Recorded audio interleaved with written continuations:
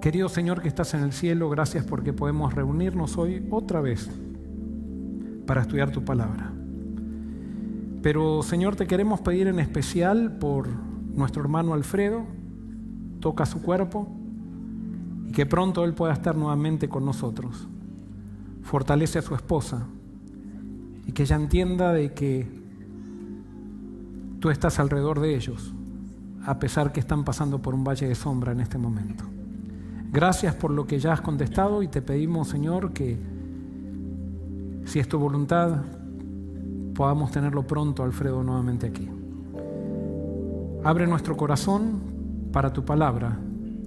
Dame un corazón puro y dame entendimiento para poder presentarla de tal manera que tu Santo Espíritu pueda utilizar lo que viene de ti y pueda aplicarla a la necesidad de cada uno de nosotros. Esto te lo pedimos en el nombre de Jesús. Amén. Amén. El tema que vamos a analizar esta mañana es un tema, creo que es uno de los principales que debemos entender del libro de Apocalipsis. Y esto va a ser clave para que entendamos incluso nuestra misión, si es que nosotros queremos ser parte de ese remanente final al cual el Apocalipsis le llama los 144.000. Y como están siendo todos estos sábados, esto es como una clase, así que vamos a empezar a leer la Biblia y a ver cuáles son los elementos que allí tenemos para poder entender los símbolos con los cuales fue escrito este libro profético. Apocalipsis 7, 1 al 3 dice: después de esto vi 4 ángeles que estaban de pie sobre los 4 extremos de la tierra. Estos ángeles impedían que los 4 vientos de la tierra soplaran sobre la tierra o sobre el mar o sobre todo árbol. También vi que otro ángel venía por donde sale el sol. Tenía el sello del Dios vivo y con grandes voces llamaba a los 4 ángeles, los cuales habían recibido el poder de dañar a la tierra y el mar. Les dijo: no dañen a la tierra, ni al mar, ni a los árboles, hasta que los siervos de nuestro Dios le hayamos puesto un sello en la frente. ¿Qué es este sello de Dios? ¿De qué se trata esto? Y vamos a hacer este análisis, que ya algo lo analizamos en el tema pasado, y contestar ciertas preguntas. ¿Cuál es el propósito que Dios tiene al sellar? ¿Cuál es el propósito? Y el primero, nosotros ya lo vimos el sermón pasado, es proteger a su pueblo de los vientos que van a soplar en la tierra. El segundo es marcar propiedad. Cuando alguien sella algo es para decir: esto es mío. Y como estos 144.000, que son aquellos que recibieron la revelación de Cristo y se han transformado en el cristianismo con Cristo, o se van a transformar en el cristianismo con Cristo, ahora al aceptar a Cristo, ellos son propiedad de Dios y Dios les pone un sello. Y lo tercero que hace un sello y por el cual Dios sella es distinguir a su pueblo de quien no es su pueblo. Ahora, de acuerdo a lo que entendimos en el Apocalipsis, Dios está distinguiendo a los cristianos. Distingue a los cristianos sin Cristo, o sin Cristo de este lado, siempre lo puse de este lado, y a los cristianos con Cristo. Los que reciben el sello de Dios son los cristianos que han recibido la revelación de Jesús, que se da en los primeros capítulos o en la primera profecía del Apocalipsis. ¿Dónde será sellado su pueblo? No me estoy refiriendo a en qué lugar geográfico, sino que en qué lugar físico serán sellados. ¿Dónde recibirán la marca? Y según lo que dice este pasaje, recibiremos la marca en la frente. ¿Y qué significa esto? ¿Qué simbolizaba una marca en la frente en la antigüedad? Y les voy a compartir algunas cosas que investigué. En la antigüedad, una marca en la frente era para señalar esclavitud o propiedad. En algunas culturas antiguas se marcaba a los esclavos en la frente para indicar su condición de propiedad. Esto facilitaba la identificación de los esclavos y a menudo se consideraba una medida para disuadir intentos de fuga. Ahora recuerden que acá no está diciendo que van a ser sellados 144.000 esclavos de Dios, sino que está diciendo que van a ser sellados los siervos de Dios. Los hijos de Dios son siervos de Dios, no son esclavos de Dios. Pero después nosotros tenemos en el Apocalipsis 13 que hay una bestia que también marca en la frente y en la mano, y ellos ya son esclavos de la bestia. Eso lo vamos a ver un poquito más adelante. Segundo, en el comercio, en el tiempo antiguo, en entornos comerciales, especialmente en sociedades donde no existían identificaciones formales como las que tenemos hoy en día, la marca en la frente podía utilizarse para identificar a individuos con ciertos roles comerciales o para identificar su afiliación a un comercio o gremio en particular. O sea que se usaba una marca en la frente para esto. También en contextos económicos, en algunas sociedades antiguas se marcaba a las personas endeudadas o que habían cometido fraudes comerciales en la frente como una forma de castigo y para advertir a otros sobre su historial financiero. Más o menos eso pasa acá en Estados Unidos, ¿no? No nos pone una marca en la frente, pero uno quiere ir a comprar un auto y no tiene crédito y se acabó, todo el mundo lo sabe, ¿no? Por eso es bastante actual el Apocalipsis.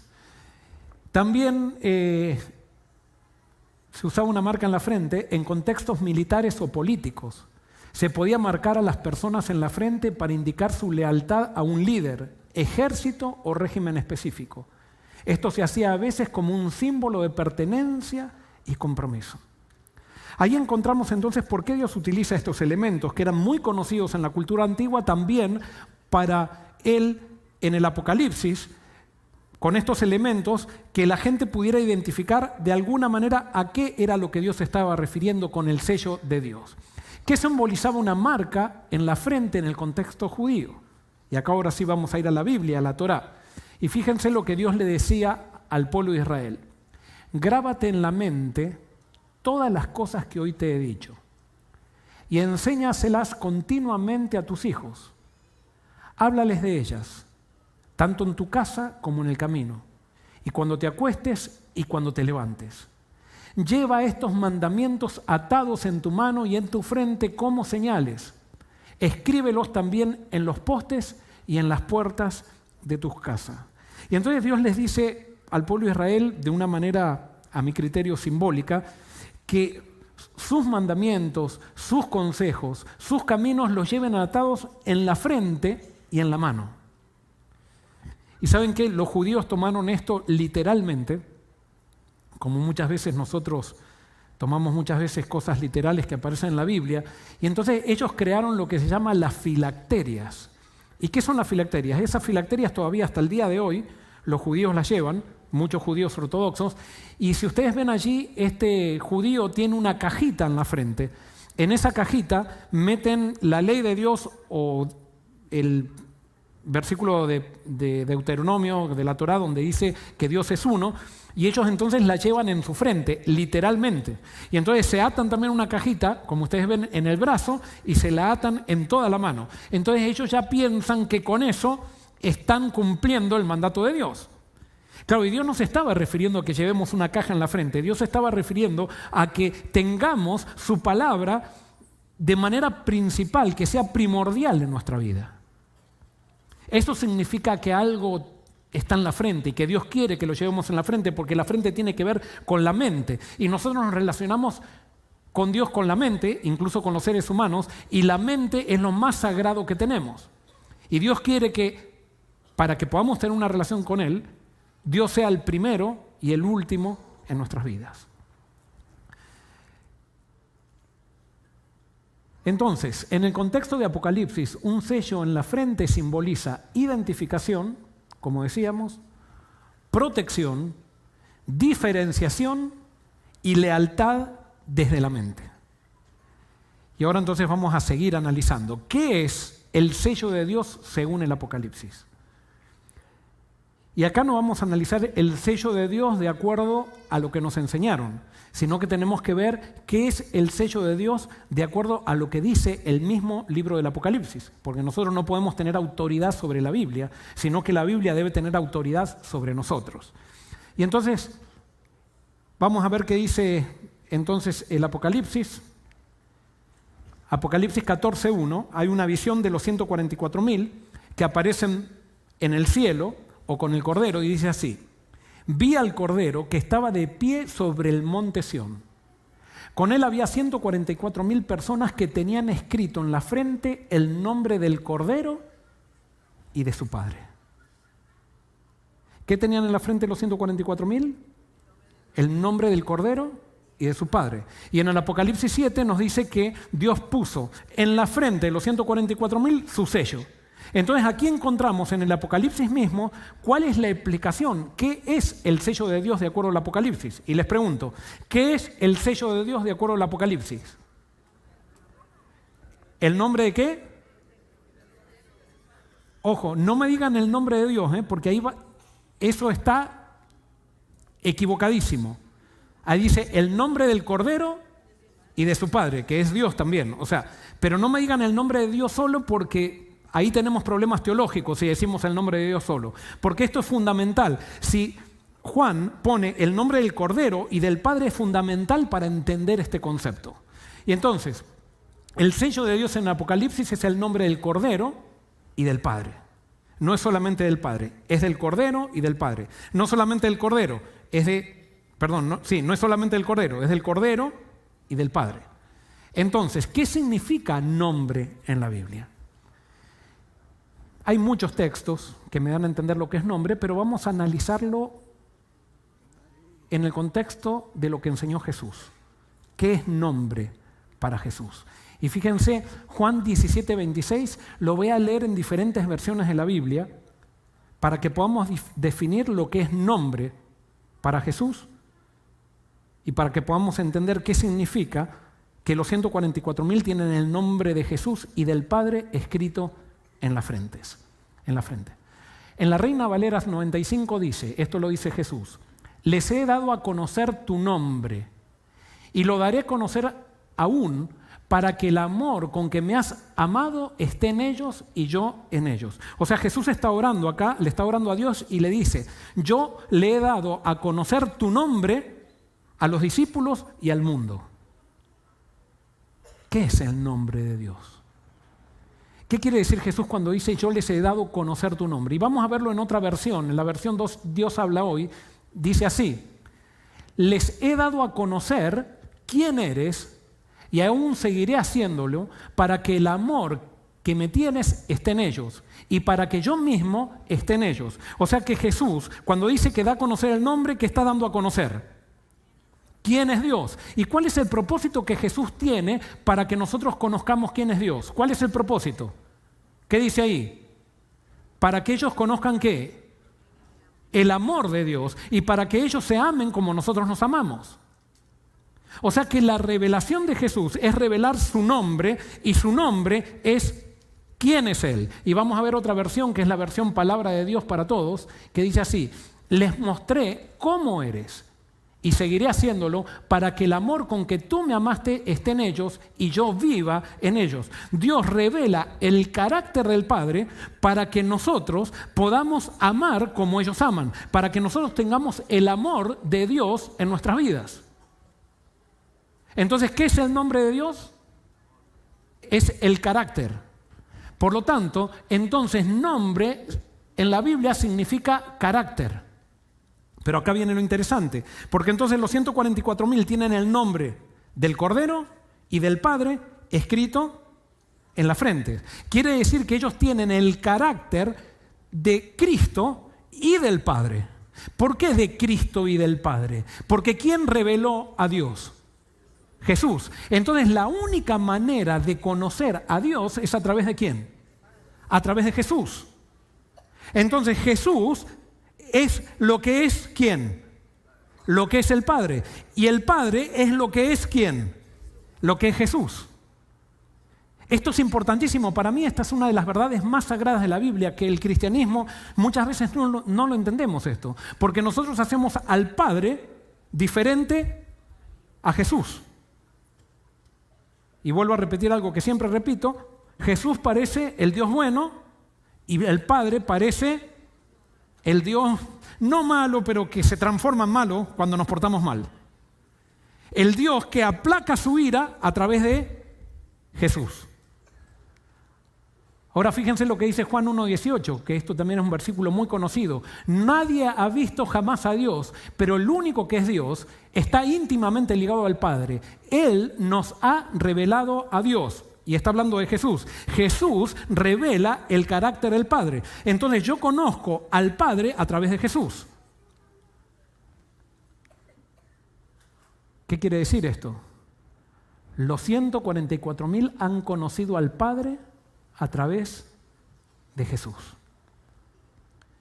Esto parece algo muy simple, estamos descifrando, pero esto es lo que realmente cambia la vida de las personas.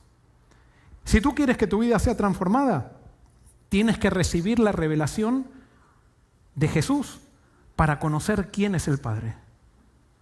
Porque si tú tienes un Dios Padre diferente al de Jesús,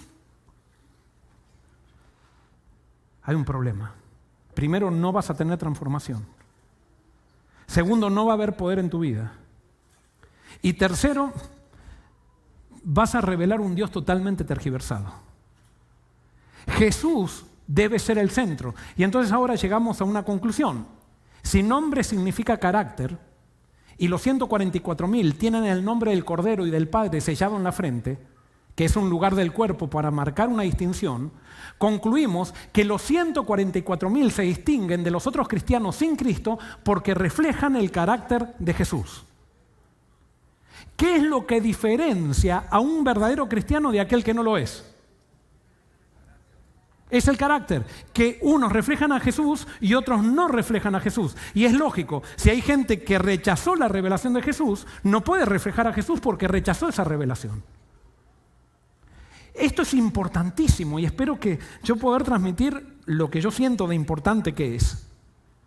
Porque esto es la base para todo cambio. Esta es la base para que cambie la iglesia. Si la iglesia no tiene gente transformada, es por el hecho de que no hemos conocido al Padre a través de Cristo. Hemos conocido al Padre a través de la denominación, a través de la iglesia, a través de los libros de teología, a través de lo que nos enseñaron en la escuela sabática, pero no hemos conocido a Dios a través de Cristo. Cuando se conoce a Dios a través de Cristo, cambia la vida. Hay transformación, hay poder.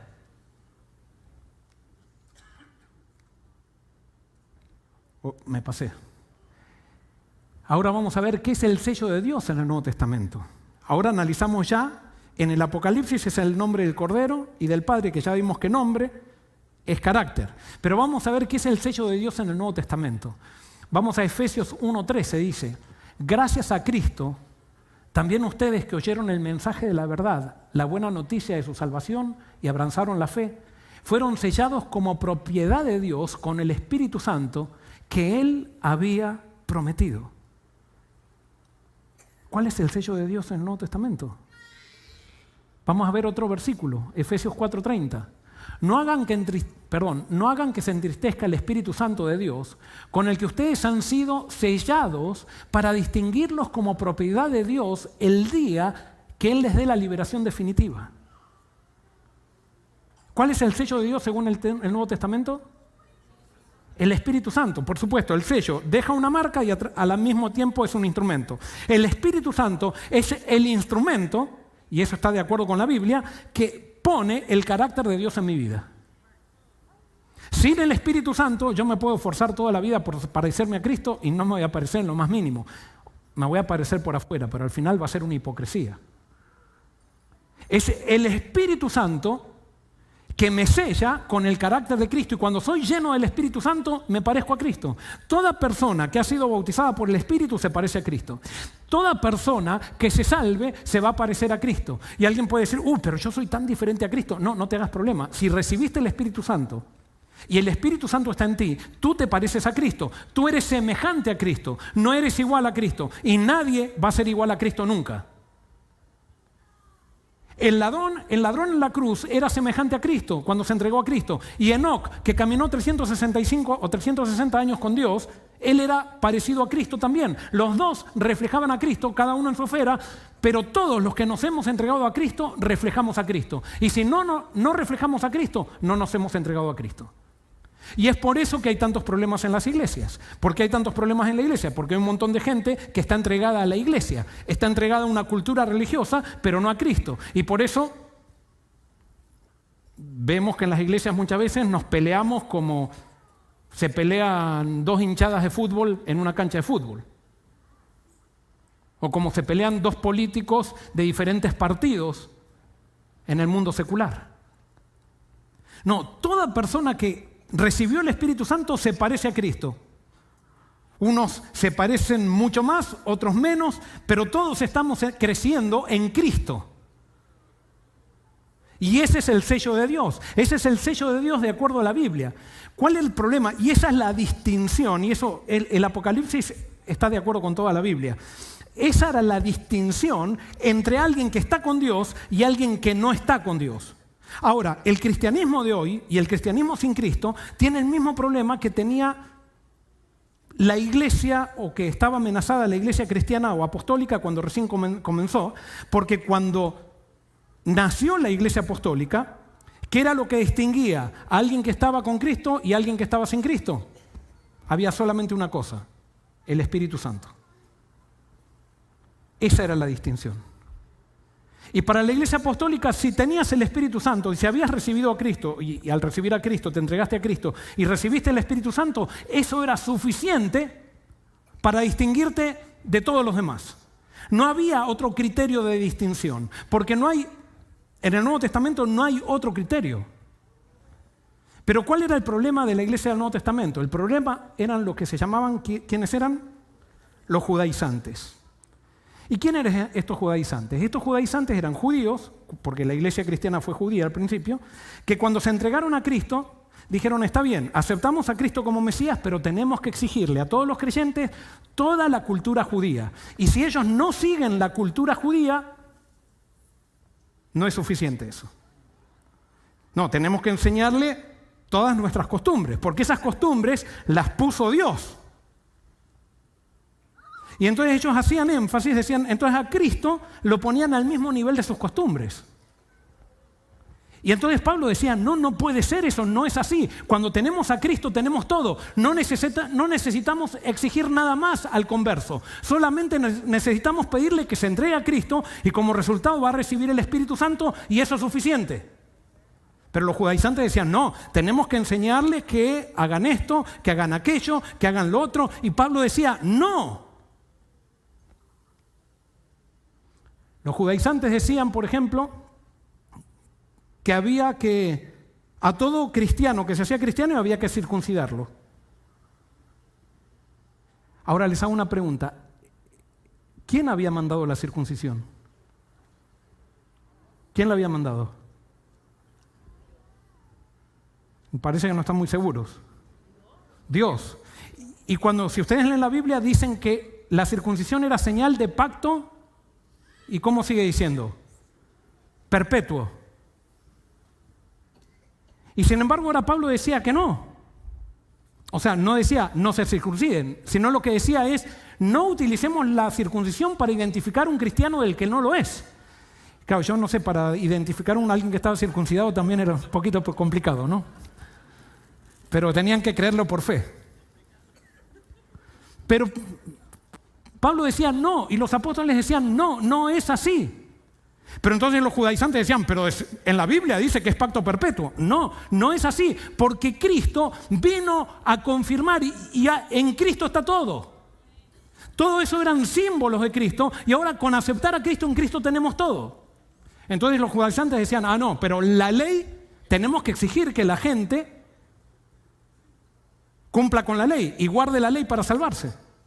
Y entonces Pablo decía: la ley no tiene ningún problema, pero con Cristo tenemos todo.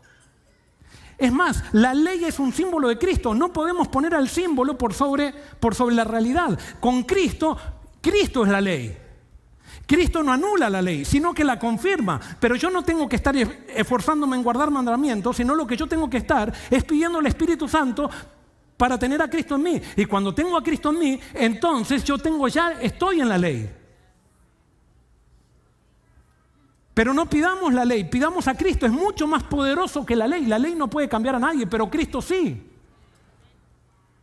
La ley es fría.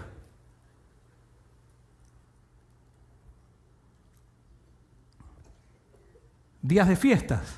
Había judíos que decían, no, pero tenemos que enseñar que el que se quiere hacer cristiano tiene que guardar ciertos días. Y Pablo dice, tampoco. Con Cristo ya tenemos todo. Y yo sé que a muchos se les está haciendo conflicto con lo que estoy predicando. Pero como a mí se me hace conflicto también. Vuelvo a repetir, Pablo no estaba diciendo que se estaba anulando con Cristo las cosas, sino que con Cristo se confirma lo que Dios ya había pedido, pero con yo imitar a Cristo tengo todo. Tengo todo.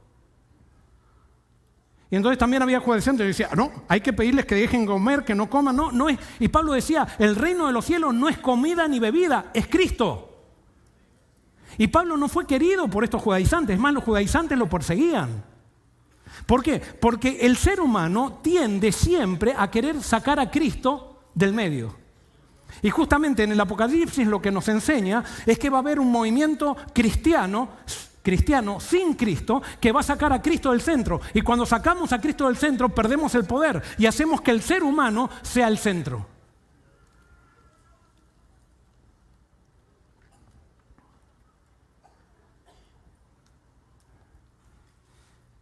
Tenemos que entender que todo lo que pidió Dios en el Antiguo Testamento era símbolo de Jesús. Todo, absolutamente todo. Y por eso cuando estudiamos a Jesús, con eso estamos estudiando todo. Por ejemplo, el santuario, ¿de qué era símbolo? ¿De qué era símbolo el santuario? De Jesús. La fuente de agua en el santuario, ¿de qué era símbolo?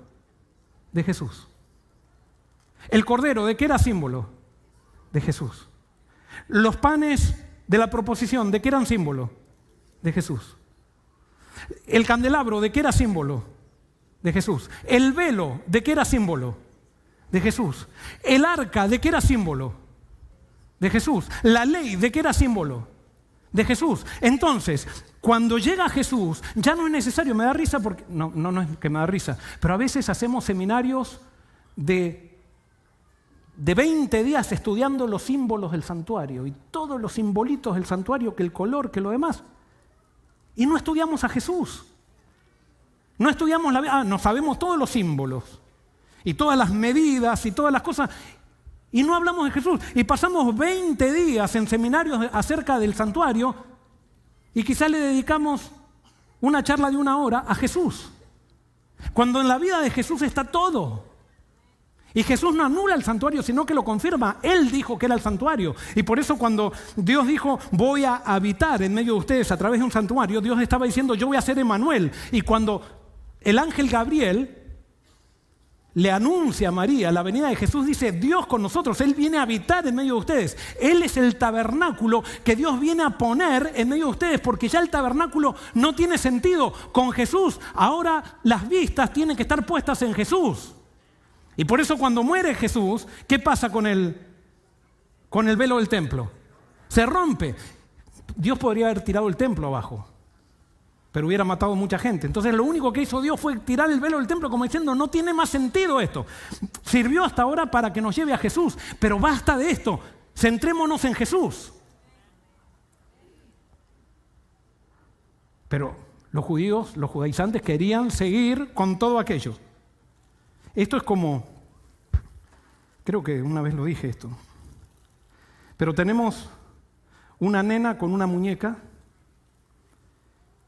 que le compraron una hermosa muñeca y creció con esa muñeca, y yo me imagino que debe haber muchas mujeres que están aquí que todavía guardan su muñeca de la niñez. ¿Hay alguna mujer que todavía guarda yo sé, no se siente avergonzada, no la voy a criticar, pero ¿hay alguna mujer que guarda su muñeca de la niñez? Yo he conocido a muchas y me parece que no tiene nada de malo. Pero imagínense que esa mujer que guarda la muñeca de la niñez, que jugaba con la muñeca, que le cambiaba los pañales, que le daba la mamadera, que la hacía, ¿cómo se dice? La mesía. Resulta que ahora crece, ya tiene 21 años, 22, y se casa. Queda embarazada y resulta que ahora preparan el ajuar, preparan la cunita, y cuando ya nace la beba, en vez de poner la beba en la cunita, pone a la muñeca en la cunita. Y en vez de cambiar a la beba, cambia. Y entonces alguien le dice, pero ¿cómo tenés? Cuida a tu hija. Y ella dice, no, pero esta muñeca me la regalaron mis padres, ha sido tan linda que no la puedo dejar. Sería una falta de consideración con mis padres, que me la regalaron con tanto cariño. Y nosotros, si viéramos eso, dijéramos que esa mujer está loca. Pero nosotros hacemos exactamente lo mismo con la religión. Dios nos dio un montón de sombras en el Antiguo Testamento pero nos queremos quedar con la muñeca.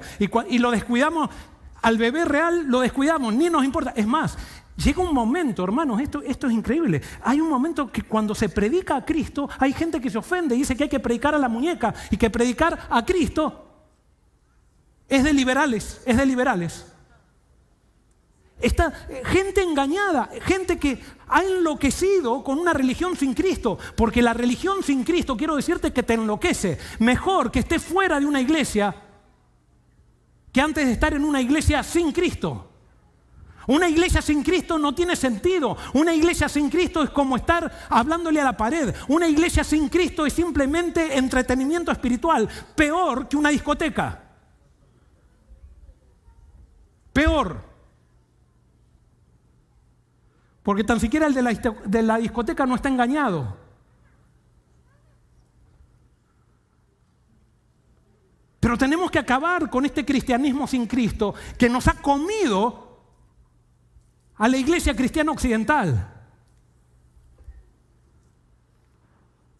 Un cristianismo que ha puesto los medios que Dios creó y que no quiere dejar esos medios porque Dios en algún momento nos lo dio. Pero hay que dejar todo por causa de Cristo. Cristo es el cumplimiento de todo. Y es cuando tengo el Espíritu Santo que me parezco a Cristo, que ahí hago la verdadera diferencia. Pero no, las denominaciones hemos creado barreras. Y entonces, ¿cómo cree esta persona? Cree en el rapto secreto. Entonces no es adventista. ¿Por qué eres adventista?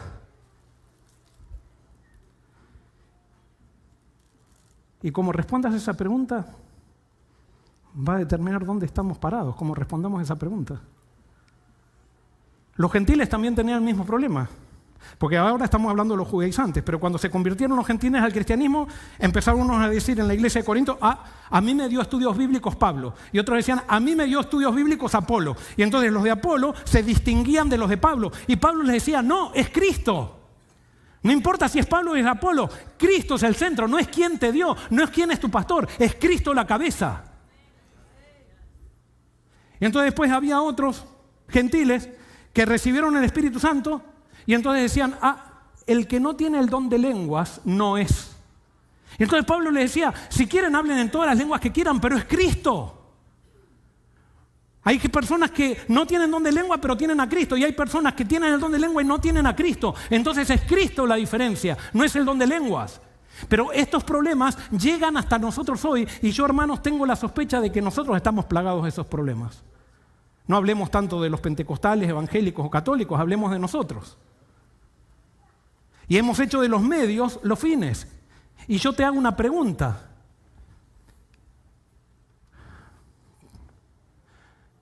¿Por qué alguien quisiera sacar del centro a Jesús en la iglesia? ¿Cuál es la razón por la cual queremos sacar del centro a Jesús? ¿Por qué? Y saben que hay una razón muy sutil. Cuando se saca del centro a Jesús, es porque yo quiero ser el centro. Cuando levantamos a Jesús, eso no le permite a nadie ser el centro.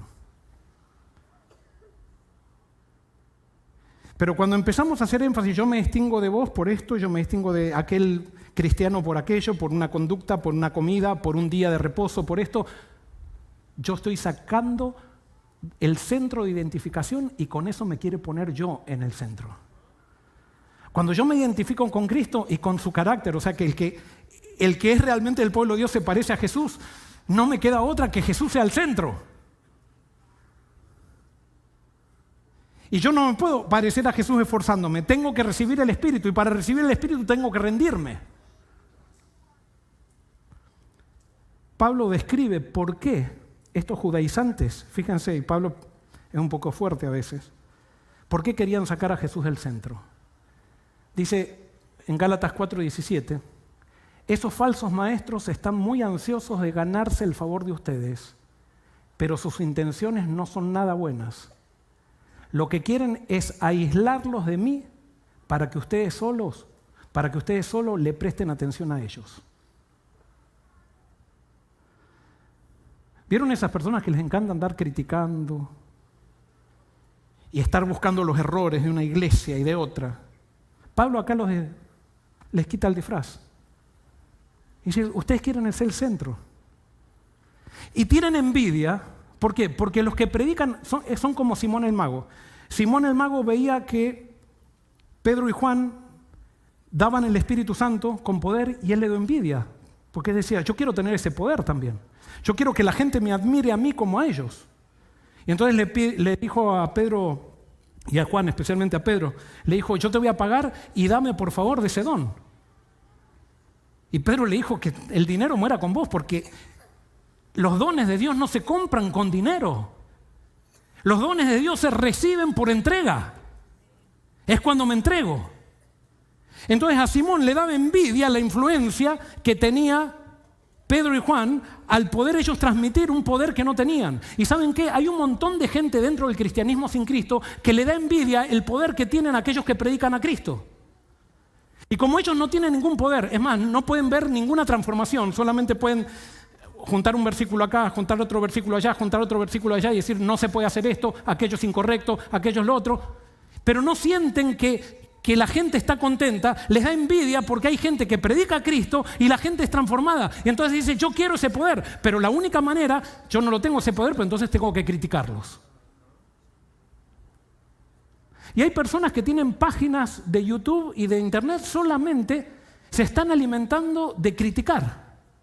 Y les encanta encontrar que una iglesia se equivoca para decir y hacer una página y decir el mundo está entrando a la iglesia, pero es que quieren ser el centro. Porque todavía no han visto el poder del Espíritu. Cuando tenemos el poder del Espíritu nos dedicamos a predicar a Cristo y a levantar a Cristo, no a revolver la basura de los demás. Es Cristo el centro. Y tenemos que entenderlo, hermanos. Porque Dios nos llamó a ser sus siervos. Él nos quiere sellar con su Santo Espíritu, pero quiere que Jesús sea la distinción. La venida de Jesús redefine la identificación del pueblo de Dios en el Nuevo Testamento. Ya no se definen más por lo que haces, por lo que no haces, por lo que te pones, lo que no comes.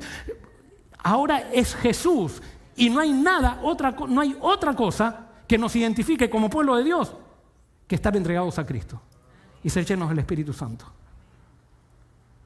Y por eso cuando alguien dice, perdonen lo que voy a decir, hoy lo estábamos diciendo en la escuela sabática, los evangélicos no tienen el mismo Dios que nosotros porque Dios les pide a ellos que guarden otro día. Qué ciegos que estamos. Todos tenemos el mismo Dios. Y Dios a todos nos va llevando con los dones que nos da para que podamos crecer en Cristo. Pero Dios no te pide que empieces a guardar el sábado en su reino. Lo primero que te pide es que te entregues a Cristo. Y después Cristo te va a decir qué día tienes que guardar de acuerdo a la Biblia. Pero a veces nosotros queremos identificarnos por otra cosa que no es Cristo. Gálatas 5, 22 y 23 dice, pero el fruto del Espíritu es amor. O sea, eso es lo que quería que Pablo entiendan. ¿Saben qué? En esto se va a distinguir un cristiano de lo que no lo es. Pero el fruto del Espíritu es amor, gozo, paz, paciencia, benignidad, bondad, fe, mansedumbre, templanza. Contra tales cosas no hay ley. Si ustedes analizan estos frutos, o este fruto, ¿qué es? Son las características de Jesús. Eso es lo que distingue a un cristiano del que no lo es. Eso es. Juan 13:35 dice, esto lo hemos leído 1000 veces, En esto conocerán todos que son mis discípulos, cuando se amen los unos a los otros. Esa es la distinción. No hay otra. De ahí comienza todo. Y si no tengo eso, no me sirve de nada todo lo otro que me distinga. No me sirve de nada. Pablo diría, es metal hueco, címbalo que retiñe. No sirve de nada tener toda la profecía y no tener amor. Pregunto, ¿qué nos distingue de otras denominaciones cristianas? Yo tengo una pregunta. ¿Por qué eres adventista? Porque guardamos el sábado. ¿Cuándo va a llegar el día que te pregunten por qué eres adventista? Y podamos decir, porque queremos reflejar a Cristo. Porque hemos recibido el Espíritu Santo. Y entonces alguien que me diga, yo guardo el domingo, pero me he entregado a Cristo y he recibido el Espíritu Santo también y quiero agradarlo. Entonces somos hermanos. Entonces somos hermanos. Ya tienes todo allí. Después que Cristo haga lo que tenga que hacer. ¿Quieres basar tu vida en las enseñanzas de Cristo? Perfecto. Cuando en el cristianismo nos distinguimos de otros por algo que no es Jesús, no podemos ser parte de los 144.000. Porque el sello de Dios es parecerse a Jesús, lo estamos viendo en Apocalipsis. No es otra cosa. Y cuando nos queremos distinguir por otra cosa que no es Jesús, es porque no queremos a Jesús. Porque ¿qué es más fácil? ¿Dejar trabajar 24 horas una vez por semana o entregarse a Jesús? Es mucho más fácil dejar de trabajar, fácil. Al orgullo le es muy atractivo decir yo soy mejor que vos porque yo hago esto. Pero cuando yo digo que alguien como Cristo, alguien que es del pueblo de Dios, se parece a Cristo y yo soy parte del pueblo de Dios, allí yo me doy cuenta que entonces ya no puedo ser un hipócrita, no puedo fingir más. Tengo que entregarme, tengo que pedir el Espíritu Santo para realmente reflejarlo en todo lo que hago.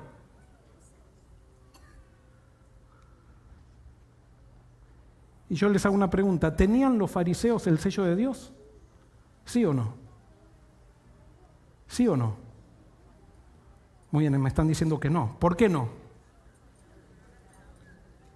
¿Cómo saben que los fariseos no tenían el sello de Dios?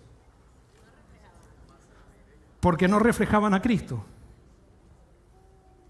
Ahora les hago una pregunta, ¿guardaban el sábado los fariseos, sí o no? ¿Se dan cuenta por qué el sábado no puede ser el sello de Dios? Porque yo puedo dejar de trabajar 24 horas el sábado y no reflejar a Cristo. Alguien puede decir, Joel, ¿estás diciendo entonces que el sábado no es importante? El próximo sermón voy a hablar del sábado. Pero al sábado le hemos dado nosotros, hemos hecho lo mismo que los judaizantes. Hemos puesto algo que Dios nos dio como señal distintiva de quiénes somos. Y cuando nosotros nos distinguimos por algo que no es Jesús, ya no podemos ser parte de los 144.000. Entonces, cuando decimos que somos el remanente, estamos simplemente viviendo una fantasía. Una fantasía que está basada en nuestro orgullo, que está basada en nuestro deseo de ser el centro, en nuestro deseo de ser los mejores, en nuestro deseo de decir somos el mejor pueblo. No, es Jesús, todo es Jesús. En el Apocalipsis hay dos grupos. Están los 144.000 liderados por el Cordero y están los moradores de la tierra controlados por la bestia. Y esto es muy importante. Los 144.000 tienen el sello de Dios, que nosotros ya sabemos ahora. ¿Cuál es el sello de Dios? ¿El nombre de quién? Del Cordero y del Padre. No se olviden que es de los dos, del Cordero y del Padre. Y entonces, los moradores de la tierra tienen la marca de la bestia, también tienen un sello, también tienen una marca. Ahora, ¿qué es el sello de Dios? Recién lo dijimos. ¿Cómo yo sé que tengo el sello de Dios? El carácter de Jesús, el sello de Dios es el carácter de Jesús por medio del Espíritu Santo, usando el amor como fuerza de cambio.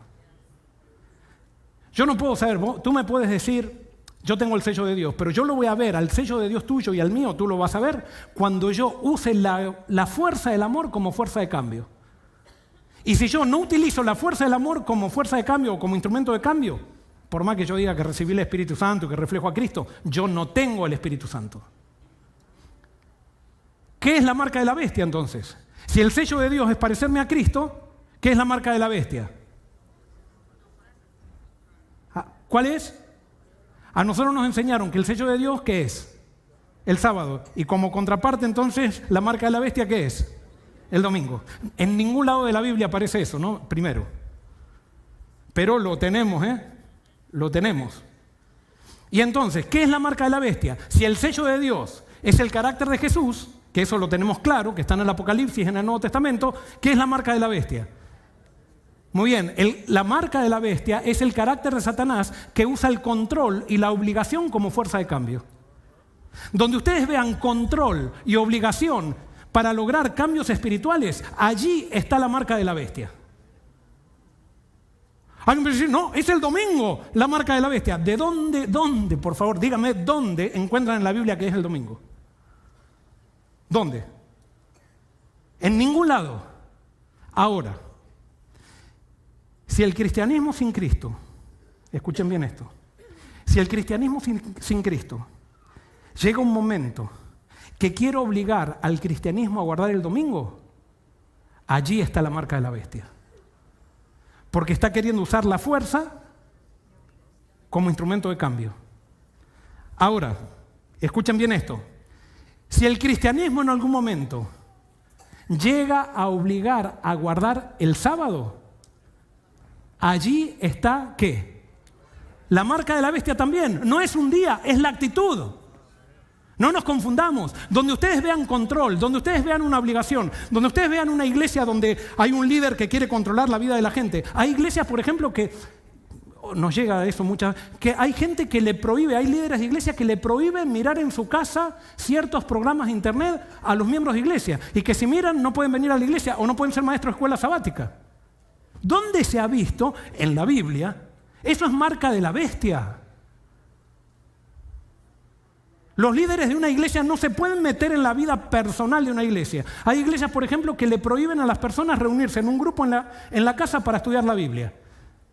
Una iglesia local, por ejemplo, acá en Forest City, dijimos, acá no vamos a dejar que se junten los martes a estudiar la Biblia en la iglesia de Forest City. Perfecto, lo tomamos la decisión y eso hay que respetarlo. Pero que nosotros digamos que ustedes no pueden reunirse en su casa a estudiar la Biblia con alguien y prohibirles por eso es algo que no está en la Biblia y eso es la marca de la bestia. O sea, nos estamos preparando para la marca de la bestia. Tenemos que entender que los métodos de Cristo usa la fuerza del amor. Y la distinción de un cristiano que no lo es parecerme a Cristo y usar los métodos de Cristo, no hay otra. Por más que tenga buenos objetivos, no puedo usar la fuerza para llegar a los objetivos. Siempre tengo que usar los métodos de Cristo, si no, no tengo a Cristo. La bestia para justificar sus acciones, la bestia que aparece en el Apocalipsis, que es el cristianismo sin Cristo, justamente, que no quiso recibir la revelación de Cristo, la bestia para justificar sus acciones necesita predicar a un Dios que la apoye. Como esta bestia utiliza la fuerza y el control, necesita predicar un Dios que apruebe la fuerza y el control. Y ahora fíjense, ¿qué predica la bestia? Y ahora, a ver si esto... Bueno, la bestia predica un Dios que soluciona los problemas por la fuerza. O sea, el cristianismo sin Cristo dice que un día va a venir Dios y para solucionar el problema del pecado va a crear un infierno y a todos los que no lo aceptaron los va a tener ardiendo por la eternidad, mientras los salvos y Dios se deleitan viendo cómo arden por la eternidad aquellos que no lo quisieron aceptar mientras tenían la oportunidad aquí en la tierra. Es que si la bestia persigue y a la bestia le gusta quemar a la gente que no piensa como ella, entonces tengo que encontrar un Dios que queme también a los perdidos. La bestia predica un Dios que es fuego consumidor para el pecador.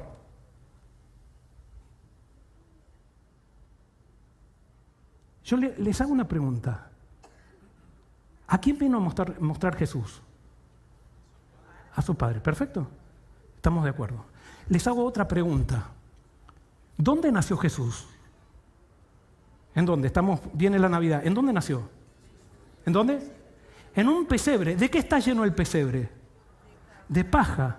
Si Dios es fuego consumidor, se tendría que haber quemado todo el pesebre. No, Dios no es fuego consumidor para el pecador. La evidencia la muestra Cristo. Cristo vino a este mundo y nadie se consumió.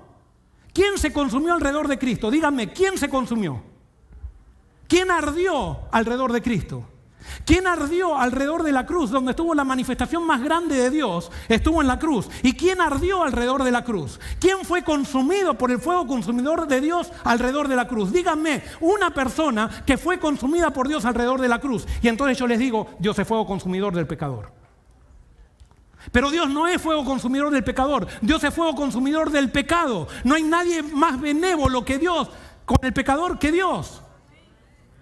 Dios ama al pecador y se compadece y no te pide que cambies, que dejes tu pecado para que vayas a Él, sino que Él te dice, ven con tu pecado. Si tú vinieras con tu pecado a Dios, si Dios fuera consumidor del pecador, entonces te consumiría venir a Dios. Pero Jesús dice, venid a mí todos los que están cargados y cargados, que yo os haré descansar. Decir, venid a mí, estemos a cuenta. Si tus pecados fueren como la grana, como la nieve, serán emblanquecidos. Si fueron rojos como el carmesí, vendrán a ser blanca lana, porque yo soy consumidor del pecado que te consume a ti. Porque te amo. Pero la bestia necesita un Dios fuego consumidor para consumir también con sus críticas, con sus insultos, para poder seguir en las páginas de internet criticando y todo eso, para poder seguir siendo el centro, los seres humanos seguir siendo el centro. La bestia predica un Dios que cuando aplica justicia al pecador lo destruye. Díganme un lugar en el Nuevo Testamento donde diga que cuando Dios aplica justicia destruye al pecador. En el Nuevo Testamento, ese es el mensaje de todo el Nuevo Testamento, dice que cuando Dios aplica justicia en el pecador, ¿qué hace? Justifica. ¿Y eso qué trae? Salvación. Dios cuando aplica justicia salva, no condena. Dios cuando aplica justicia al pecador, es benévolo con el pecador. Y eso se llama gracia, porque la justicia de Dios restaura, no destruye. Pero la bestia necesita un Dios destruidor para poder seguir destruyendo gente. La bestia necesita, que es el cristianismo sin Cristo, para poder seguir ganando dinero. Necesita meter miedo a la gente para que esté nucleado, masificado dentro de una institución religiosa para que no dejen de dar diezmos. O ofrendas, o como le quieran llamar. Basta, dice Dios, que no muestra la Biblia y que no muestra a Jesús. Sigue, en ciertos pasajes de la Biblia pareciera dar a entender esto porque los profetas del Antiguo Testamento y todos tenían limitada la visión de Dios. Falso o verdadero. Dios no destruye a ningún hombre. Todo hombre que sea destruido se habrá destruido a sí mismo. Falso o verdadero. ¿Estamos de acuerdo que Dios no destruye a ningún hombre? Ni nunca va a destruir a ningún hombre. ¿Sí o no? Dios no destruye a ningún hombre. Es el pecado el que te destruye. Y es por eso que alguien puede decir, no, Joel, tu mensaje va a ser que la gente entonces se vaya al pecado. Bueno, vete al pecado y prueba. Vas a ver qué lindo que es estar en el pecado. Dios te va engañando con el pecado y te hace sentir que confundes a la felicidad, mejor dicho, al placer con felicidad. Pero una vez que muerdes el pecado te esclaviza y no te deja salir. Y por más que te das cuenta que los resultados son malos, no puedes salir. Pero por suerte ahí está Dios. Que no vino para destruirte, sino que vino para salvarte del pecado. ¿Saben quién escribió esto? Elena de White, Palabras de vida del hogar maestro, página 62. Y alguien puede decir, oh, Elena de White. Yo pensaba, posiblemente haya alguien está un poco enojado con esta. Y ahora que dice Elena de White, yo quiero decirte que estoy re contento que Elena de White escribió esto, Pero no necesitamos, ojo, yo creo que Elena de White fue usada por Dios. Es más, mi vida cambió por leer El deseo de toda la gente. O sea que nadie de los que están mirando pueda decir que estoy rebajando a Elena de White. Pero no necesitamos esta cita de Elena de White para darnos cuenta que Dios ama y no destruye al pecador, porque la Biblia está llena de ejemplos y la vida de Jesús está llena de ejemplos de eso. Pero gracias a Dios que ella escribió esto. Otra cita. Él hiere solo para sanar y no para destruir. El Señor no confía a ningún hombre un mensaje que desanime y desaliente a la iglesia. Él reprueba, reprende, castiga. Pero escuchen bien. Pero lo hace solamente para poder restaurar y aprobar al fin. ¿Para qué Dios castiga? ¿Para qué? Para restaurar. No para destruir y eliminar al que no se entregó. Dios nos ama. Dios restaura. Deseado de toda la gente, es página 13, dice: el ejercicio de la fuerza es contrario a los principios del gobierno de Dios. Él desea tan solo el servicio de amor, y el amor no puede ser exigido. No puede ser obtenido por la fuerza o la autoridad. El amor se despierta únicamente por el amor. Querida iglesia de Forest City, no hablemos más de distinciones superficiales con otras iglesias. Hay una sola distinción que nos tiene que hacer diferentes, y es que Forest City esté llena del Espíritu y que todos nos parezcamos a Cristo. Listo. Y todos los que tengan ese mismo principio van a ser nuestros hermanos. No importa a qué iglesia vayan, no importa qué día guarden, no importa qué coman o qué no coman. Yo posiblemente siga siempre comiendo lo mismo. Yo soy vegetariano y posiblemente siga siendo vegetariano toda la vida. Pero eso no me va a poner en contra de aquel que come carne, porque eso me lo dijo el Espíritu y se lo dirá el Espíritu cuando quiera decírselo, y quizás nunca se lo diga, porque no es tan importante. Lo importante es Jesús. Es Jesús el centro de todo. Él es la roca, Él es la salvación, Él es nuestro refugio, Él es nuestra sabiduría, Él es nuestra justificación y Él es nuestra santificación. Cuando Jesús sea todo en nosotros, nosotros seremos parte del remanente que describe Sofonías, que dice: dejaré un remanente en medio de ti, un pueblo pobre y humilde, en el nombre del Señor se cobijará. Estaremos todos cobijados en el carácter de Cristo, mostrando que Dios es amor por siempre. Amén.